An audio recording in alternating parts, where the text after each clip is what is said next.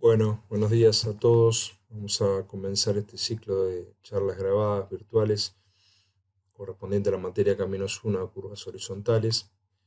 La voy a dividir en 4 partes más o menos para que no se les haga tan pesado y puedan preparar el mate de vez en cuando. Así que vamos a ir acomodándonos.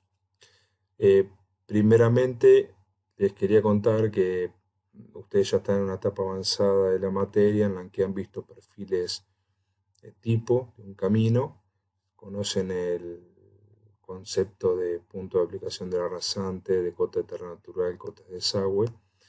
Así que vamos a seguir avanzando con lo que sería la parte planimétrica de un camino, ¿sí? Que básicamente cuando trazamos planimetría estamos hablando de rectas, arcos de circunferencia y espirales o transiciones que vamos a ver que son más adelante, pero en sí, con esas 3 figuras geométricas estamos en condiciones de diseñar la planimetría de un camino.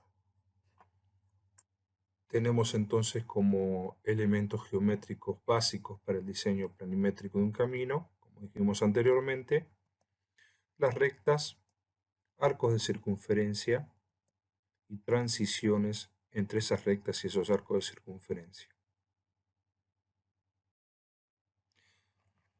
Podemos decir también que el diseño geométrico vial comprende, por lo tanto, en función de esas 3 figuras geométricas que decíamos, y siempre hablando de la planimetría, que deben seleccionarse adecuadamente esos elementos a incorporar en el diseño, que deben dimensionarse cada uno de esos elementos y que la conexión de esos elementos deben tener una armonía tridimensional. Recordemos siempre que estamos diseñando un espacio en 3 dimensiones en donde los vehículos van a transitar a una velocidad determinada, con lo cual esa armonía tridimensional entre los elementos geométricos tiene que ser tal que a la velocidad de diseño se circule con seguridad y confort.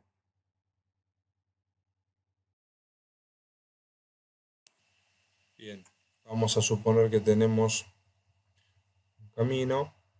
Recordamos de la práctica 1 que el punto más alto del coronamiento de la calzada es el punto de aplicación de la rasante. Vamos a dibujar en el espacio qué sucede con ese punto de aplicación de la rasante, que se va moviendo tridimensionalmente. Hacemos un sistema de coordenadas X y Z, trazamos ese punto de aplicación de la rasante. Vamos a tener una proyección en el plano a la que denominamos planimetría, cuando proyectamos sobre el plano XY ese punto de la rasante progresiva, y cuando proyectamos el camino que se recorre por las progresivas de avance del camino y las cotas Z, tenemos la altimetría. Es decir, que con estas 3 figuras geométricas podemos generar el camino en el espacio. En cuanto a la planimetría, vamos a resolverla con figuras geométricas simples, desde el punto de vista de lo que sería la trigonometría, arcos de circunferencia, rectas y transiciones que veremos luego que son. Es decir, si tenemos alineamientos horizontales del camino, vamos a intercalar entre 2 alineamientos consecutivos arcos de circunferencia, buscando esa armonía tridimensional necesaria para que el camino se pueda recorrer con seguridad.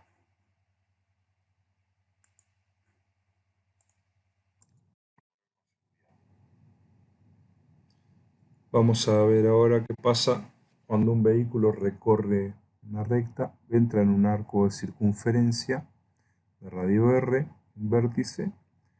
Recordamos que el arco de circunferencia tiene que tener su tangente en el principio de curva PC en coincidencia con la dirección del alineamiento principal que venimos obteniendo. Tiene que haber 90 grados, digamos, entre el alineamiento principal y el principio de curva. si dibujamos en cualquier sección del arco de circunferencia qué pasa con el vehículo en cuanto a las fuerzas que actúan sobre él, vamos a ver que hay una fuerza centrífuga que trata de desplazar el vehículo, sacarlo de la curva, un peso propio del vehículo y una fuerza de fricción entre los neumáticos y la superficie del pavimento que tratan de contrarrestar esa fuerza centrífuga. La fuerza centrífuga es igual a masa por aceleración, donde la masa es igual al peso sobre gravedad y la aceleración es igual a la velocidad al cuadrado sobre el radio de la curva. Esa sería la fuerza que trata de sacar al vehículo y tenemos solamente la fuerza de fricción entre los neumáticos y la superficie de la calzada para contrarrestarla. De manera que, para diseñar de manera más segura, podemos peraltar esa curva, darle una pequeña inclinación respecto a una horizontal y hacer un nuevo análisis de fuerzas, pero ahora descomponiendo en el sentido del plano de la calzada, digamos. Descomponemos las fuerzas Fc, el peso y la fricción. Recordando que la fricción va a ser en los cuatro neumáticos. Haciendo una descomposición de fuerza, vemos que la fuerza centrífuga por el coseno del ángulo beta formado entre el plano horizontal y el plano de la calzada es igual al peso por el seno del ángulo más el peso por la fricción por el coseno de beta. Ahí estaría la normal en esa dirección. La fuerza centrífuga dividiendo por el coseno, despejamos fuerza centrífuga igual a P por la tangente del ángulo, seno de alfa sobre seno beta sobre coseno beta, más el peso por la fricción. El coeficiente I más F lo llamamos coeficiente centrífugo y es directamente el ángulo que se forma el ángulo beta, ¿sí? Ya que aproximadamente es igual a la tangente del ángulo, el valor del mismo. Reemplazamos por los valores del significado de la fuerza centrífuga que habíamos determinado en el cálculo anterior, despejamos el radio de curva y obtenemos el radio de la curva es igual a la velocidad directriz al cuadrado dividido 127,13 por el coeficiente de centrífugo. El 127 es para que las unidades se expresen radio en metros y velocidad en kilómetros por hora. Entonces, recapitulando, el planteo dinámico de las fuerzas que actúan sobre un vehículo cuando recorre un arco de circunferencia, y ese a su vez es el plano de la calzada está peraltado, las fuerzas que intervienen van a ser la fuerza centrífuga, la fricción transversal, húmeda, después vamos a ver por qué, la calzada tiene que estar húmeda, es una condición de cálculo, y el peso del vehículo. Actúan todas esas fuerzas de la manera en que las vimos anteriormente.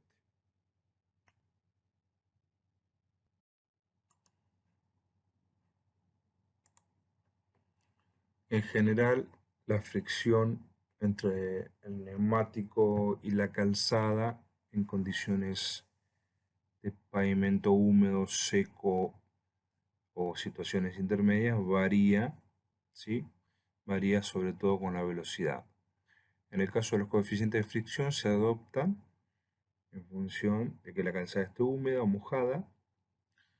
Esa variación con la velocidad tiene más o menos esta curva: a mayor velocidad, menor coeficiente de fricción.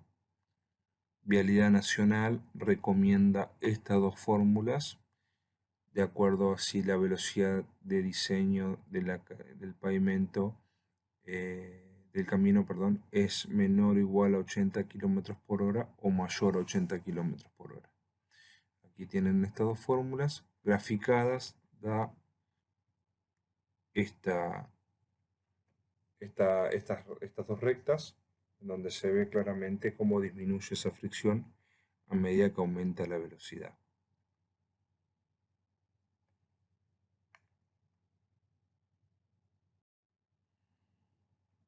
En cuanto a los peraltes máximos que puede tener una calzada, esta va a depender de la región donde estemos considerando el diseño. Peraltes máximos del 10% en zonas rurales montañosas con heladas o nevadas poco frecuentes, 8% de peralte máximo en zonas rurales llanas con heladas o nevadas poco frecuentes, y 6% máximo en zonas próximas a las urbanas con vehículos que operan a bajas velocidades o en zonas rurales, llanas o montañosas sujetas a heladas o nevadas frecuentes. ¿Esto por qué? Porque en esos sectores mayores peraltes pueden ocasionar que el vehículo derrape hacia adentro de la curva más que hacia afuera, con lo cual se producirían accidentes.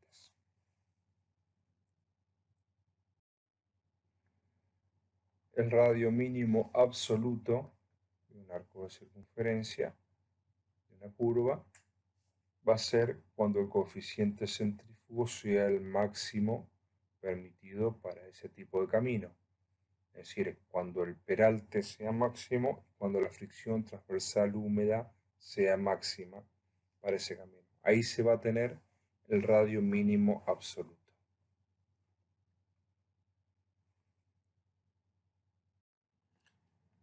El radio mínimo deseable de la curva será igual a la velocidad media de marcha al cuadrado dividido 127 por el peralte máximo. Aquí se considera que la fricción del pavimento es cero y se tiene en cuenta, en vez de la velocidad directriz, la velocidad media de marcha en flujo libre, correspondiente a esa velocidad directriz.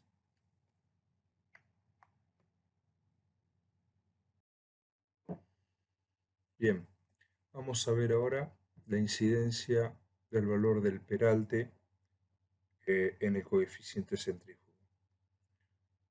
Supongamos, esta era la incidencia sería la relación entre el peralte y el coeficiente centrífugo. Si tomamos un peralte máximo del 10% y asumimos una fricción transversal húmeda de 0,10, la relación sería de 0,5. ¿Qué quiere decir con esto?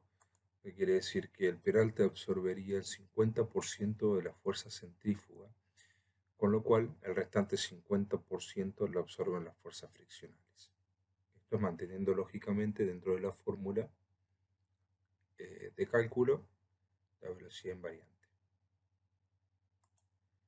Joseph Barnett, un ingeniero estadounidense, ya por el 1940, 1938 para ser exacto, adoptó una velocidad segura de circulación tal que si esa velocidad era 0,75 de la velocidad directriz, es decir, la 3/4 parte de la velocidad directriz, el 75%, podía adoptar valores máximos de peralte tal que contrarrestaran las fuerzas centrífugas sin necesidad del coeficiente de fricción.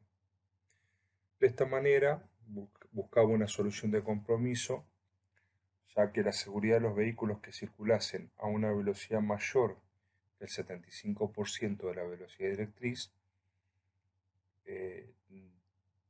digamos, podrían usar la fricción para no salir despedidos de la curva, y aquellos vehículos que fueran a velocidades menores al 75% de la velocidad directriz usarían la fricción para no caer dentro de la curva, es decir, no derrapar hacia adentro, porque tendrían poca fuerza centrífuga para el peralte máximo del cálculo. Es decir, relacionó mediante tablas todas las variables que hacen al diseño de la curva, pero teniendo en cuenta esta premisa, que la velocidad segura, los vehículos transitaran al 75% de la velocidad directriz, y sacó del coeficiente centrífugo el valor de la fricción.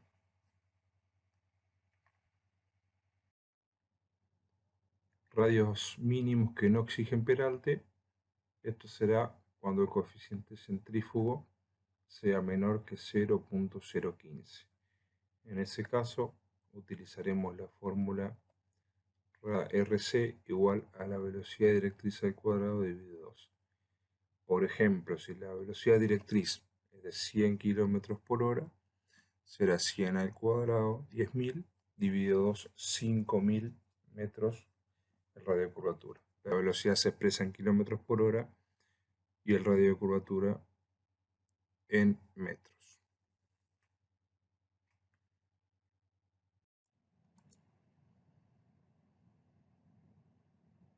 Bien, vamos a continuar ahora describiendo los elementos de la curva circular. Tenemos el alineamiento principal. Siempre las progresivas del alineamiento son por convención de izquierda a derecha, es decir, las progresivas vienen en este sentido, llegan hasta este vértice donde hay un cambio en la dirección del alineamiento principal y continúan las progresivas en este sentido. La curva tiene un principio de curva y un fin de curva, en correspondencia con esos alineamientos principales. Aquí las tangentes coinciden en el principio de curva y en el fin de curva también coinciden las tangentes. El ángulo entre el alineamiento principal de la izquierda y el de la derecha, el que le continúa, se denomina delta, es el ángulo de desviación horizontal, y alfa es el ángulo a derecha positivo, es decir, desde la dirección en la que venimos, sentido horario, hacia la dirección en la que vamos, se denomina alfa, sería el azimut. Alfa siempre es positivo, de manera tal que un alfa mayor de 180 grados nos está indicando una curva a la derecha, mientras que un alfa menor a 180 grados nos está indicando una curva a la izquierda. El delta, por el contrario, si es positivo nos indica una curva a la derecha y si es negativo nos indica una curva a la izquierda. Esto por convención. ¿Qué otros elementos tenemos en la curva? El centro de la curva, tenemos el radio, ¿sí? Tenemos la cuerda, la línea entre el principio de curva y el fin de la curva. Tenemos una externa trazada desde la bisectriz del ángulo del vértice B hacia el centro de la curva y tenemos el punto de centro de curva. Luego la diferencia que podrán ver acá entre el segmento de C y el centro de curva se denomina flecha. Estos serían los elementos de la curva más el desarrollo, que sería toda la longitud de la curva transitada por ella, es decir, el segmento que vemos en color verde en este caso. Otro elemento importante para el replanteo de la curva es el valor entre PC y el vértice denominado tangente de la curva.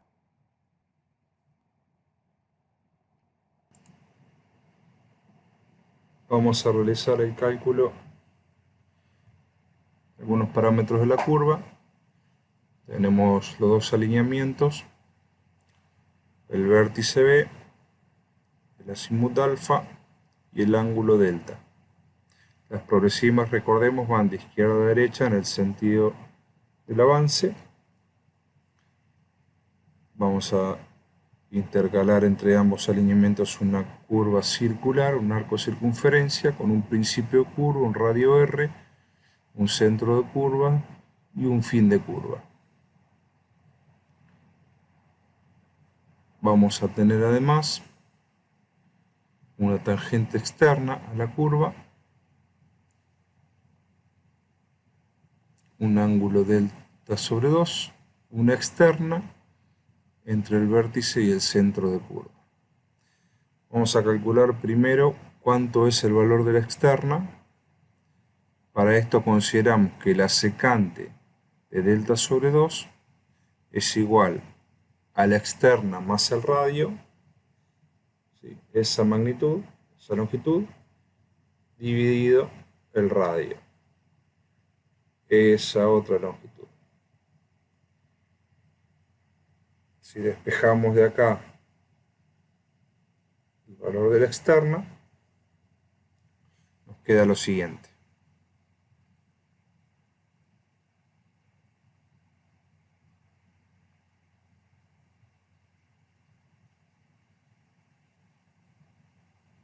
Por lo tanto, el valor de la externa es igual al radio, abro paréntesis, secante de delta sobre 2, menos 1, cierro paréntesis. Ese es el valor de la externa del arco de circunferencia. Vamos a calcular ahora la tangente externa de E. La tangente externa va a ser igual al radio por la tangente de delta sobre 2. Sale directamente y es fácil el cálculo.